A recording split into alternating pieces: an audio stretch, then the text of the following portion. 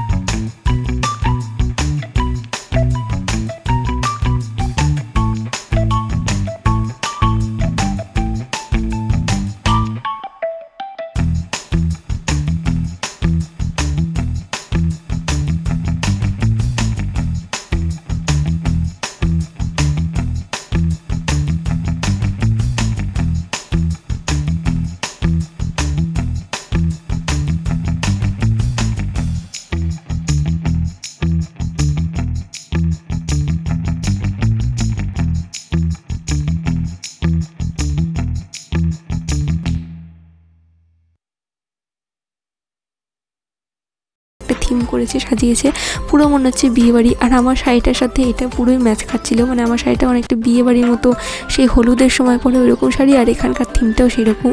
আর এই যে এখানে করেছে হচ্ছে দোলনা, এখানে সবাই বসে সেলফি তুলছিল। আর এই যে ওই আমাকে গাইড করে নিয়ে গেছে আমার বান্ধবী, তো ওর বাড়ি এখানে, তো পুরোটা ঘুরিয়ে দেখিয়েছে।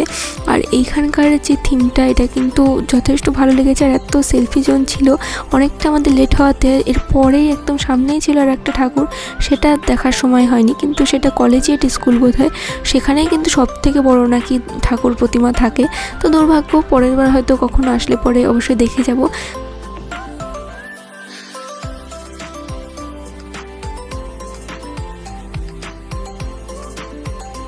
এটাও আর একটা স্কুলেরই ঠাকুর প্রতিমা, এটাও বেশ ভালো করেছে।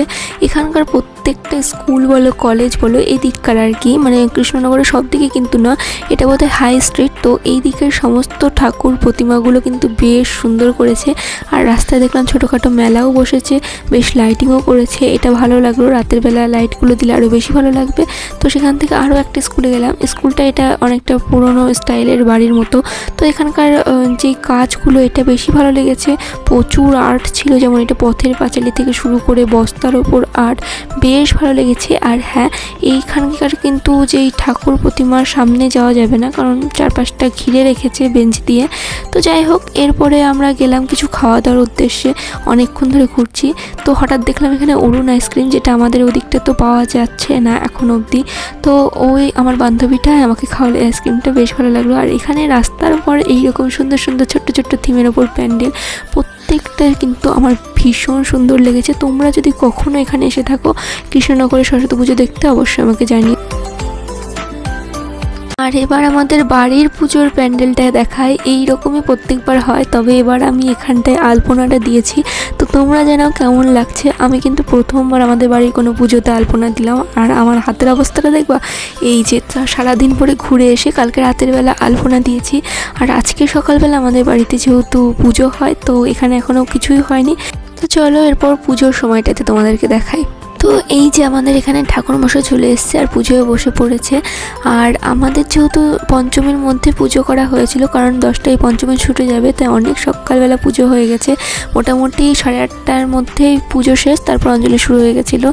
আর এখানে একদম বাচ্চা পুরোহিত দেখতে পাচ্ছ যে একদম বাচ্চা পুরোহিত এসেছিলো, মানে খুবই অল্প বয়স। তো ও খুব তাড়াতাড়ি পুজোটা করে দিয়েছে। তবে হ্যাঁ, যেরকমই করা হোক, ছোটোর পর আমার কিন্তু বেশ ভালো লাগে সরস্বতী পুজোটা নিজেদের বাড়িতে যখন করা হয়, অন্য কারোর বাড়িতে যেতে হয় না, এই বিষয়টাই। আর তোমরা জানিও ঠাকুরকে কেমন লাগছে, আমাদের কিন্তু প্রত্যেকের ভীষণ পছন্দ হয়েছে। আর আমাকে তো দেখালামই না, এই যে আমি এখানটায় এই শাড়িটা পরেছিলাম, এটা পুরোটাই সুতির শাড়ি, দুদিনই সুতির শাড়ি পরেছিলাম। তো কেমন লাগছে অবশ্যই জানিও আমাকে। আর আমার বোনও ছিল সাথে।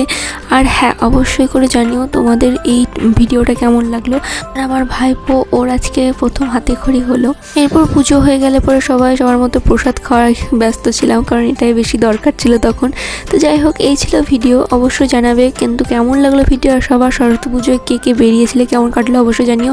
আর হ্যাঁ, ভিডিওটা ভালো একটা লাইক করে দিও, চ্যানেলটাকে সাবস্ক্রাইব করে। দেখা হচ্ছে নেক্সট কোনো ব্লগে, ততক্ষণের জন্য বাই।